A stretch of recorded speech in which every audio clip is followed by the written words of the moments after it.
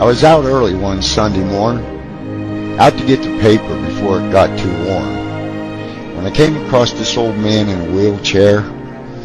He looked at least 70, if not one day more. His long white hair and beard was as disheveled as the uniform that he wore. His face showed years of wear from sitting in the sun. His body frail and torn, hardly anything to him, as if he hasn't eaten at all. At the foot of the chair sat a sign that read, "I'm a vet.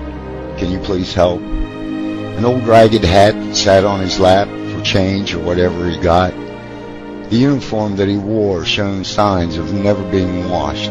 The camouflage was faded as the ribbon on his chest. I found myself reaching in my wallet, pulling out a 20. I put it in the old hat and said, "There you go, old-timer. Go have yourself a hot meal." As I walked away, the old man thanked me and said, "You must be a vet." Well, I stopped dead in my tracks, and with that I turned, walked back, and asked how he knew. The old man straightened himself out the best he knew, then said, "Come here, son. I have a story for you. You notice all these ribbons and medals? I got these in the war along with all the scars." He opened up the old worn-out shirt, or blouse as they called it back then. His chest was scarred from wounds from Lord knows what. "You see this one? Got it from a sniper during the war. And this one here, I got it from one of our own. I believe they call it friendly fire." Now my question, son, is this. How in the hell can one of our own mistaken me for the enemy? Regardless, let me go on. The old man pointed at a very long scar that ran from his heart on down. I stared at it for quite some time. Now this one here, I guess, was the worst. It was from a kid right here in town. I was sleeping one night under the bridge when a group came up and robbed me blind. I hung my head and shook it mildly, then looked up at the old man and wondered what this vet in a wheelchair could have done. Oh, by the way, I lost both legs from a foreign bomb. I had no clue what to say. Here was a man that fought to keep us safe, then one of our own damn near takes his life. I stood up and said, "Come on, old-timer, this one's on me."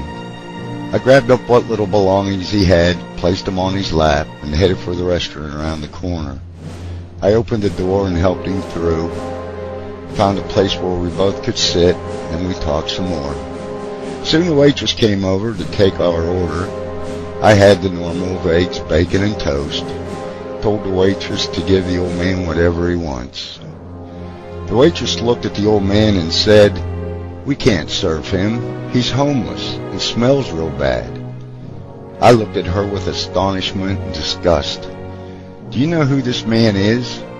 She looked at me with some doubt, and with that I began. This man fought in wars. This man damn near gave his life, not only in a foreign land, but right here in the good old USA.